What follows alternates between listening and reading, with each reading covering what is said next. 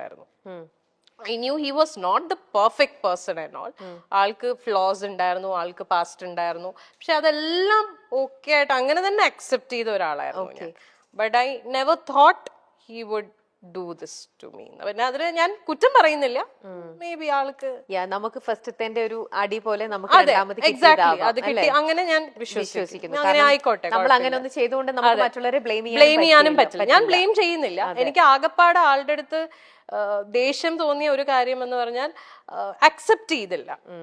Like വേറെ ഒരു ആളോടൊരു ഇഷ്ടം തോന്നി അല്ലെങ്കിൽ ആ റിലേഷൻഷിപ്പിലേക്ക് പോയി എന്നുള്ളത് അത് ഓപ്പൺലി എന്നോട് പറഞ്ഞിരുന്നെങ്കിൽ നമ്മൾ സ്റ്റെപ്പ് ബാക്ക് ചെയ്യും. We would never force someone. നമുക്ക് ഒരാളെ ഫോഴ്സ് ചെയ്യാൻ പറ്റില്ലല്ലോ നമ്മുടെ കൂടെ നിൽക്കൂ എന്നുള്ളത്.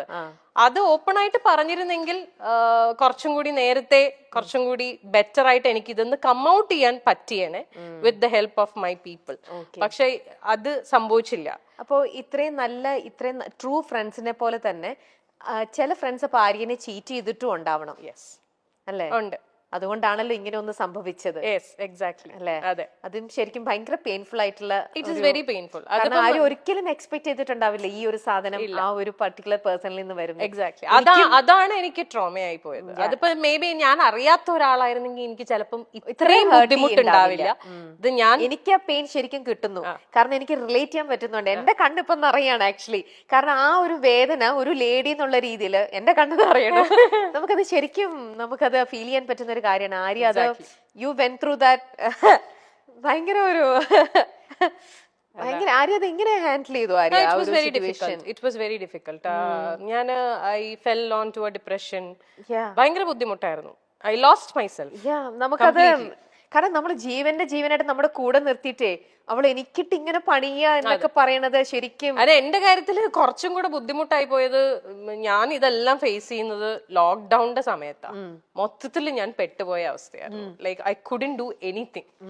എന്നുവെച്ചാൽ നമുക്കിപ്പോ ഒരു കൗൺസിലറിന്റെ അടുത്ത് പോലും പോവാൻ പറ്റത്തില്ല എന്നുള്ള ഒരാളെ ഇപ്പം നമ്മൾ പറയും ഓക്കെ ഫ്രണ്ട്സിന്റെ അടുത്ത് പോയിരുന്ന് ചിലപ്പോ സംസാരിച്ചാ ഓക്കെ, എങ്ങനെ പോവാനാ? മുറിന്ന് പുറത്തിറങ്ങാൻ പറ്റില്ല. Because we are all lockdown. ആകപ്പാടെ ഈ കമ്മ്യൂണിക്കേഷനേ ഉള്ളൂ. പക്ഷെ എത്രയൊക്കെ നമ്മൾ ഫോണിൽ കമ്മ്യൂണിക്കേറ്റ് ചെയ്താലും ഒരു ഫേസ് ടു ഫേസ് നമ്മൾ ഇപ്പൊ ഇങ്ങനെ ഇരുന്നൊരു ബ്രേക്ക് ഡൗൺ ചെയ്ത് പോയാൽ ചിലപ്പോൾ ഇതങ്ങ് പോവും.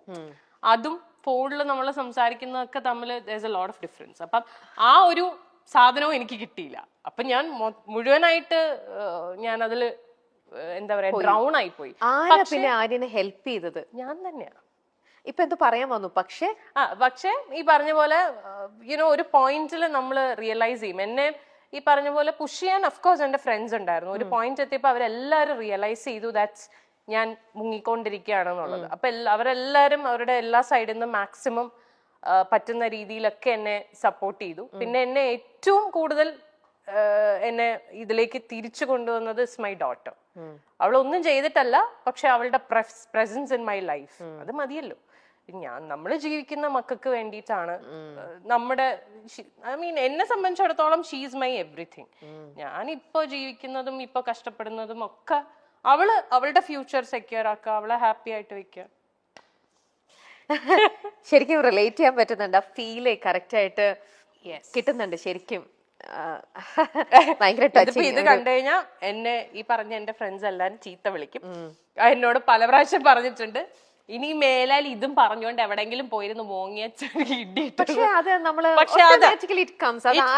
കാരണം നിങ്ങളുടെ കൂടെ ഒരു രീതിയിലും പിക്ചറിലുള്ള ഒരാളായിരുന്നില്ല ഞാനൊരു പുറത്തുനിന്നുള്ള ഒരു ലേഡി എന്നുള്ള രീതിയിൽ ഇന്നിപ്പോ ആര്യനെ ഇത്രത്തോളം ഇൻ ആൻഡ് ഔട്ട് മനസ്സിലാക്കിയതിൽ നിന്നും എനിക്ക് ഇത്രത്തോളം ഹേർട്ട് ചെയ്യണം എന്നുണ്ടെങ്കിൽ, എന്റെ കണ്ണുകൾ നിറഞ്ഞു ഇങ്ങനെ ഒഴുകണം എന്നുണ്ടെങ്കിൽ ആ ഒരു അത് അവർക്ക് ഞാൻ ഇങ്ങനെ ഇരുന്ന് കരയണത് കാണാനൊന്നും അവർക്ക് ഇഷ്ടമല്ല. അതുകൊണ്ടാണ് അവര് പറയുന്നത്. കുറച്ചും കൂടെ ബോൾഡ്. അല്ലാതെ വേറൊന്നും കൊണ്ടിട്ടല്ല. അവര് പറയണത് എന്തിനാ ഇങ്ങനെ പോയിരുന്നു ഇനി കരയില്ലേ എന്ന് പറയും.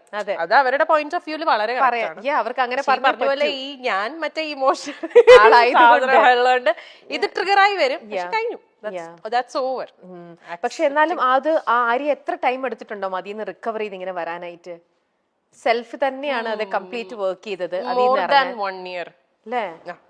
പിന്നെ ഞാൻ എന്താ ചെയ്ത വെച്ചാല് ഞാൻ I wanted to distract my mind completely.